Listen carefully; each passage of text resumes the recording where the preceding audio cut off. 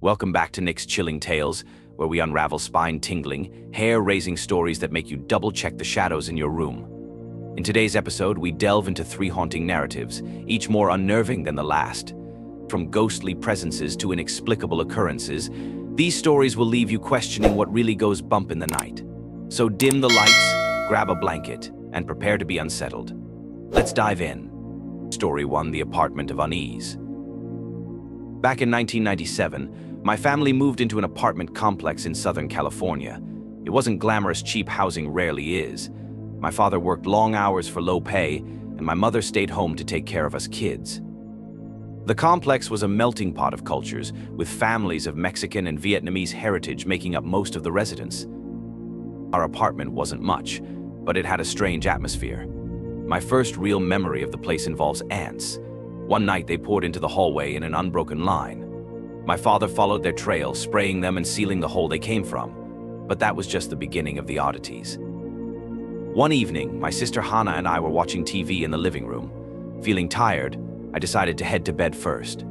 I opened the door to our room, flipped on the light, and froze. There, under the bed, were 2 legs wearing jeans and boots. My immediate thought was that it was my dad checking for ants again, but something felt off. The boots were too large, and my father never wore shoes inside house rules. Panic set in, and I sprinted back to the living room to tell Hannah. We both stared at the bedroom door, waiting for something to emerge. Minutes passed, but nothing happened. We woke our parents, and my dad went to check. The room was empty. The window was locked, and the closet held nothing but our clothes. Strange noises weren't uncommon. One night, my mom woke up to the sound of someone rummaging through their room. Thinking it was one of my younger brothers, she whispered their names. The noise stopped instantly. She reached for her alarm clock's light button, but no one was there. The eeriness peaked when we moved out. My father went to make the last rent payment and casually mentioned our experiences to the office clerk.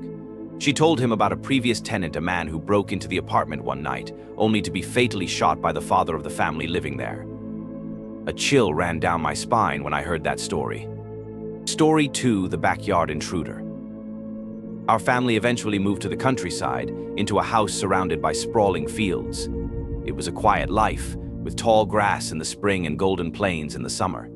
Our neighbors in the back owned a butcher shop and kept livestock, pigs, goats, and chickens. One spring evening, as the sun dipped below the horizon, I was outside watering plants.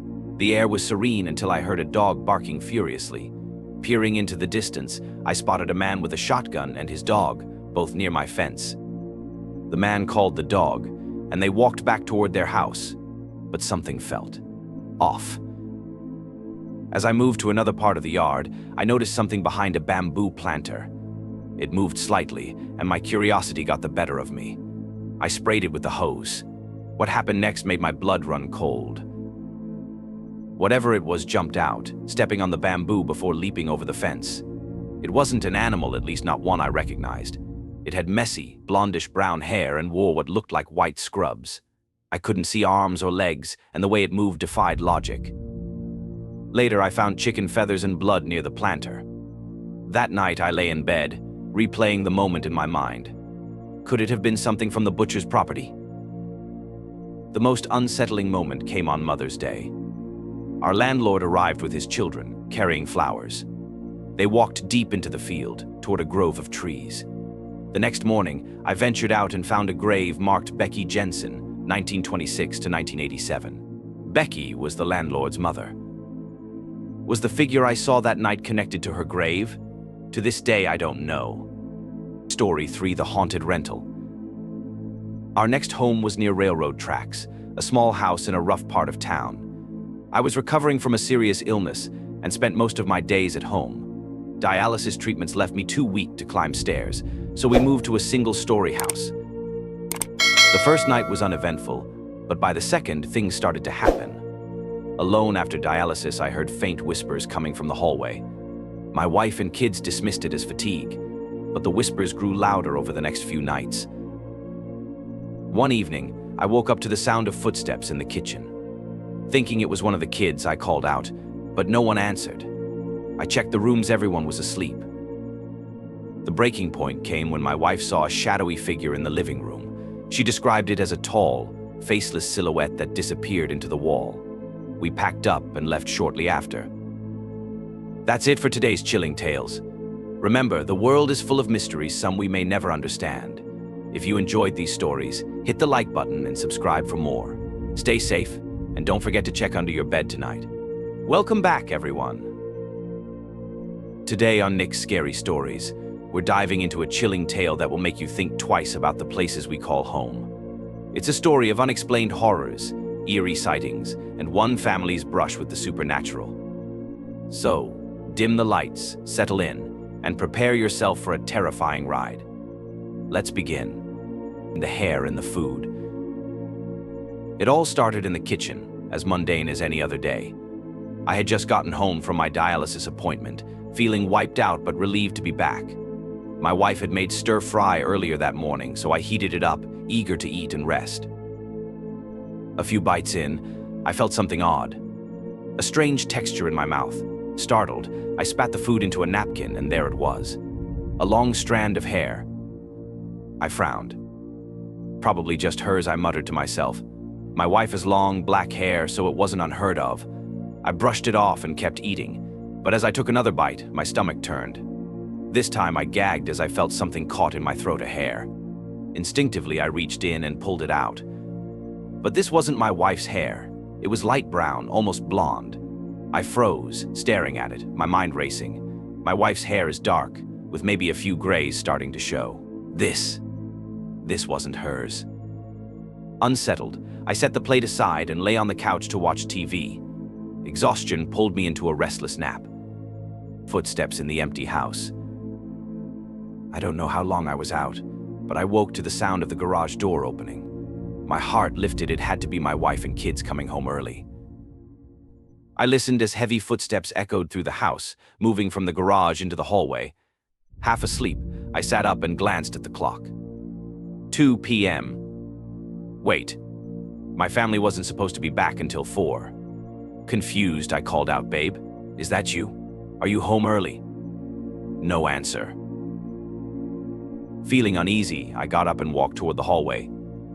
That's when I saw it. A face. Half of a face, to be exact, peeking out from behind the bathroom door. My heart jumped. It wasn't my wife. The features were wrong, the shape too unfamiliar. Frozen in place, I tried to rationalize. Maybe a homeless person had somehow wandered in? The face vanished, ducking back behind the door. Adrenaline kicked in, and I darted to the bathroom, flicking on the light. No one was there. I checked the shower, behind the curtain, under the sink, nothing. Shaking, I stumbled back to the living room and stepped outside for a cigarette. My hands were trembling so much I almost dropped the lighter. I told myself I was imagining things, that I was just overtired, but deep down, I knew better. Night terrors. That night, I told my wife what had happened, but we chalked it up to stress. We went to bed around 11 p.m., trying to shake off the eerie vibe hanging over the house. At around 1 a.m., I was jolted awake. The bedroom light was on. Before I could process what was happening, our 2 daughters came sprinting into the room, screaming and crying. We saw her, they yelled. The lady. My wife held them close, trying to calm them down. "What lady?" I asked, my voice tight. "A pale lady," my oldest sobbed. Her arms were rotting. Chills ran down my spine, but I couldn't let them see my fear. I told my wife to stay with the girls while I checked on our 6-year-old son. When I opened his bedroom door and turned on the light, I froze. His bed was empty. "Where are you, buddy?" I called, panic rising. From the closet came a small, trembling voice. "Here, Daddy." I yanked the closet door open and found him curled up inside, shaking. I scooped him into my arms and asked why he was hiding. His answer stopped me cold. "There was someone sleeping in my bed," he whispered. "I thought it was Mommy, but then I saw her face. It wasn't Mommy." The final straw. That was it. I gathered all 3 kids and brought them into our bedroom. We locked the door and huddled together until the first light of dawn. The next morning, my wife and I made a decision. We weren't staying in that house another night. She called in sick to work, and I kept the kids home from school. By Friday, we had moved all our belongings to my brother's house. We didn't even wait for the weekend, when our church had planned to come and bless the place. When we informed the landlord about breaking the lease, he wasn't upset. In fact, he seemed almost understanding, as if he'd heard this story before. I couldn't resist asking, "Do you know anything about the house's history?" He hesitated, then said, "Not much. I bought it cheap in 2010. But he paused. A teenage girl overdosed in the closet of one of the bedrooms. The aftermath, in the closet. The same one where I'd found my son hiding. I didn't need to hear anything else. From that day forward, I swore I'd never rent another cheap house, no matter how tight money got. Thankfully, things eventually turned around. My kidneys started to recover, and I was able to get off dialysis. We found a better house in a safer neighborhood, a place where my family could finally sleep peacefully again. To this day, though, the memory of that pale face haunts me. Sometimes, when I close my eyes at night, I still see her, peeking out from the darkness. That's all for today's story.